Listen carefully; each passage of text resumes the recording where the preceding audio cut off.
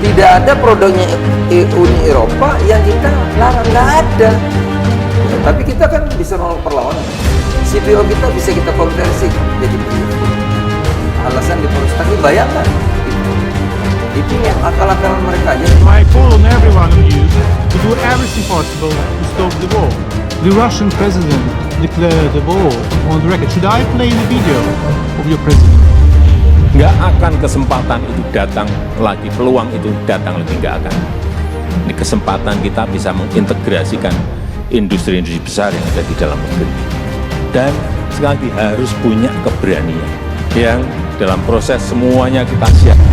Very united on fighting inflation is top priority, and rightly so. If we don't succeed, it will be anchor, and then the foundation for growth, which is price stability, is then.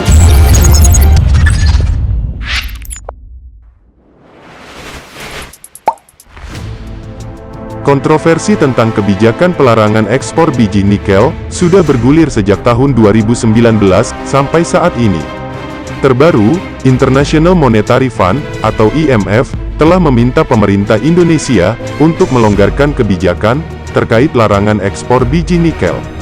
Permintaan itu mereka sampaikan dalam IMF Executive Board Concludes 2023 artikel 4 Consultation with Indonesia pada tanggal 22 Mei tahun 2023. Menurut IMF, sejatinya mereka menyambut baik kebijakan Indonesia tersebut demi meningkatkan nilai tambah mineral melalui larangan ekspor. Namun, IMF menilai kebijakan itu perlu analisis lebih mendalam agar berjalan dengan baik. Permintaan IMF itu kemudian mendapatkan respon penolakan yang keras dari para menteri pemerintahan Presiden Joko Widodo. Bahkan, Menteri Investasi Kepala Badan Koordinasi Penanaman Modal, BKPM Bahlil Lahadalia, sampai menggelar jumpa pers untuk menanggapi permintaan IMF tersebut. Menurutnya, IMF telah mengganggu kedaulatan Indonesia. Senada dengan Bahlil, Menteri Keuangan, Sri Mulyani mengatakan, Indonesia punya pendirian dan pandangan sendiri tentang larangan ekspor biji nikel. Meskipun begitu, dirinya tetap menghargai pandangan IMF. Menurutnya, program hilirisasi tambang yang menjadi andalan Presiden Jokowi telah membuat neraca keuangan Indonesia semakin kuat. Atas dasar itu, Sri Mulyani dengan percaya diri menyebut bahwa program itu sudah berjalan dengan baik dan tidak ada masalah. Lalu, melihat respons yang ditunjukkan pemerintah Indonesia terhadap permintaan IMF, menimbulkan pertanyaan menarik. Mengapa pemerintah Indonesia dengan berani menolak permintaan IMF yang meminta kelonggaran kebijakan pelarangan ekspor biji nikel? Bukankah terdapat Uni Eropa, juga di belakangnya, Presiden Jokowi, juga secara terbuka mengatakan, akan melawan gugatan terhadap pelarangan ekspor biji nikel?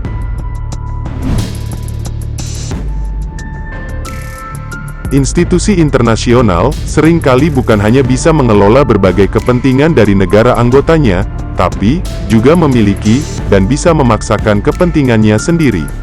Oleh karena itu, pemerintah Indonesia tampaknya sadar jika rekomendasi dari organisasi internasional seperti IMF tak selamanya akan membawa kebaikan bagi Indonesia. Kembali, seperti apa yang dikatakan Menteri Investasi Bahlil, pemerintahan Presiden Jokowi telah belajar dari pengalaman yang Indonesia alami pada krisis moneter tahun-tahun 1997 sampai tahun 1998 lalu. Saat itu, bukannya membantu memperbaiki, IMF justru seakan memperburuk keadaan ekonomi Indonesia. Permintaan IMF terkait pelarangan ekspor nikel juga jamak dinilai sebagai kepanjangan tangan kepentingan negara-negara donatur IMF.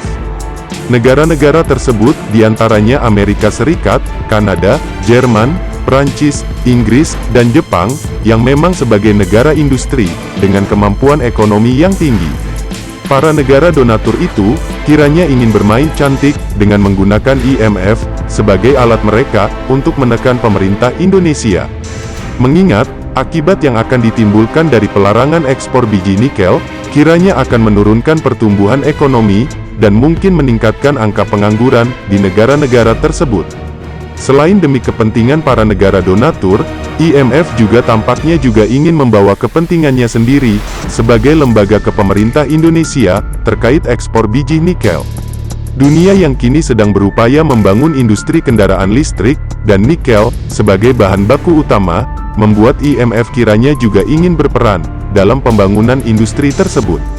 Melihat kondisi sekarang, Indonesia seakan sedang memainkan perannya, dalam pembangunan industri kendaraan listrik, dengan kebijakan hilirisasi, ala Presiden Jokowi.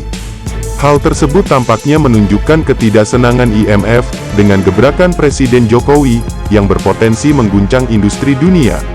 IMF boleh jadi tidak ingin, ada yang merusak hegemoni mereka. Terlebih lagi, hegemoni ini dirusak oleh negara dunia ketiga, seperti Indonesia yang didukung oleh modal dari Tiongkok, sebagai mitra kerja sama pengolahan, atau smelter nikel, di Indonesia. Kebijakan hilirisasi ala Presiden Jokowi, tampaknya memang harus segera dievaluasi, terutama, terkait proses transfer teknologi, dan perlindungan lingkungan. Tanpa rencana transfer teknologi, penguasaan industri oleh entitas domestik, perlindungan lingkungan hidup yang ketat, serta pengembangan industri hilir, secara simultan, kebijakan hilirisasi ala Presiden Jokowi, hanya akan menjadi instrumen industrialisasi Tiongkok. Dikhawatirkan, jika persoalan-persoalan itu tidak dibenahi, pada akhirnya, Indonesia hanya menjadi tempat relokasi industri kotor, yang sangat tidak ramah lingkungan, sekaligus, menjadi pemasok barang setengah jadi, yang murah ke Tiongkok. Merdekalah Indonesia seutuhnya, merdeka!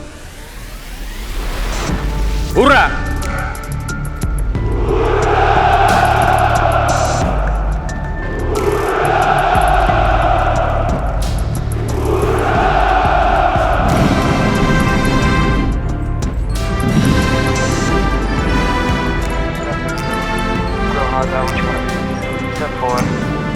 Everybody just do your thing.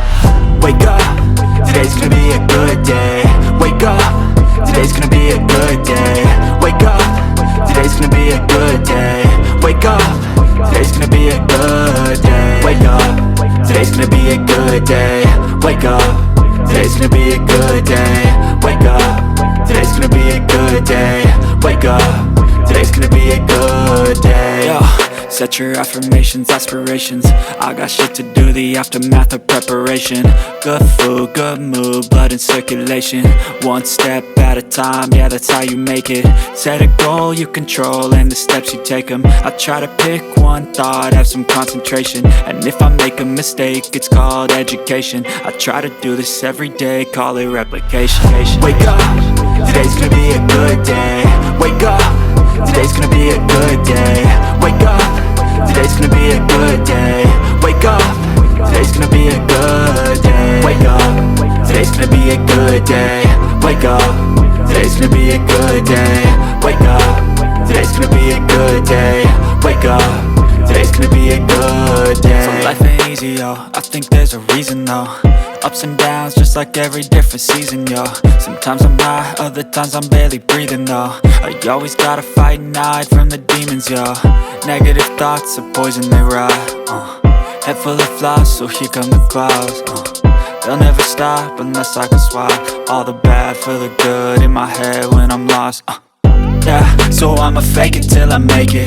Positive thoughts are overtaken, I got patience. One day at a time is how you operate a cadence. A flow, you grow, you show yourself a foundation. Stay away from all the shit that causes temptation. I know that I like to do it cause it's sensation. I live my life in my head like a narration. Don't expect greatness, do my best, man, I'll take it.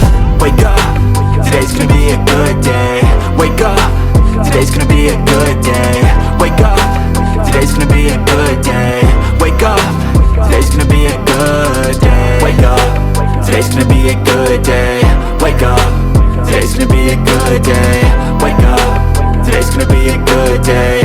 Wake up, today's gonna be a good day. Wake up, really gonna rise to the sun. Step 2, get some good, some food in you. Step 3, think real hard about what you wanna be. Step 4, everybody just do your thing. Get some good, some food in you. Step 3, think real hard about what you wanna be. Step 4, everybody just do your thing. Wake up, today's gonna be a good day. Wake up, today's gonna be a good day. Wake up, today's gonna be a good day. Wake up, today's gonna be a good day. Wake up, today's gonna be a good day. Wake up, today's gonna be a good day. Wake up, today's gonna be a good day. Wake up, today's gonna be a good day. Yo, set your affirmations, aspirations. I got shit to do, the aftermath of preparation.